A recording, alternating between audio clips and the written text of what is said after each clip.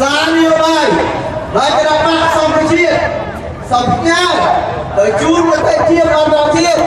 ក្នុងទិវាសិទ្ធិលោកអន្តរជាតិលើកទី65ថ្ងៃទី10ធ្នូឆ្នាំ2013នេះថាយើងជាប្រជាប្រដ្ឋខ្មែរទាំងអស់យើងត្រូវការផ្លាស់ប្ដូរអ្នកដឹកនាំបច្ចុប្បន្ននេះចេញ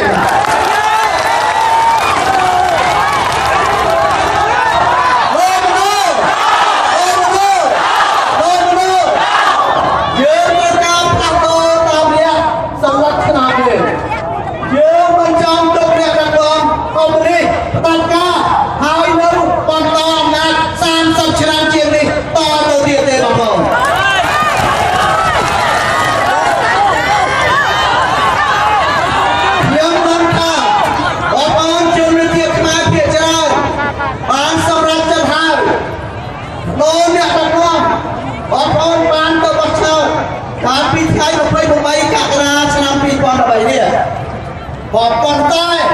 គេលួចឆ្នាំយើង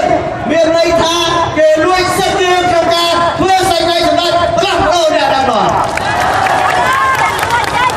លើពីនេះទៅទៀត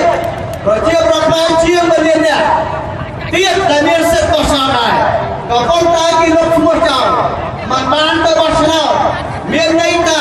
គេលួចយកសិទ្ធិរបស់បងប្អូនគេលួចយកសិទ្ធិរបស់បងប្អូនគឺរំលោភទៅសិទ្ធិនយោបាយ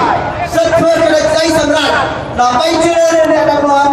ដែលរដ្ឋាភិបាលដែលរដ្ឋសភាខ្មែរបានផ្ដល់សច្ចាប័នទទួលស្គាល់រួចមកហើយនោះដូច្នេះយើងជួបជុំគ្នាថ្ងៃនេះគឺដើម្បីទាមទារយកសិទ្ធិជូនប្រជារាស្ត្រខ្មែរដើម្បីធ្វើសេចក្តីសម្រេចជ្រើសរើសអ្នកដឹកនាំតាមសេរីបាទ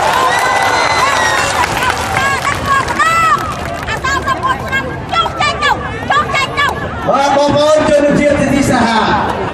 បងប្អូនជឿហើយថាអ្វីទាំងអស់ដែលយើងបានបងក្រោយពីយើងបានបងសិទ្ធិកាលណាយើងបានបងសិទ្ធិគឺអ្វីយើងបានទាំងអស់ថ្ងៃ28កក្កដាឆ្នាំ2013គេលួចឆ្នោតគណៈបកសង្គ្រោះជាតិមានន័យថាលួចសិទ្ធិ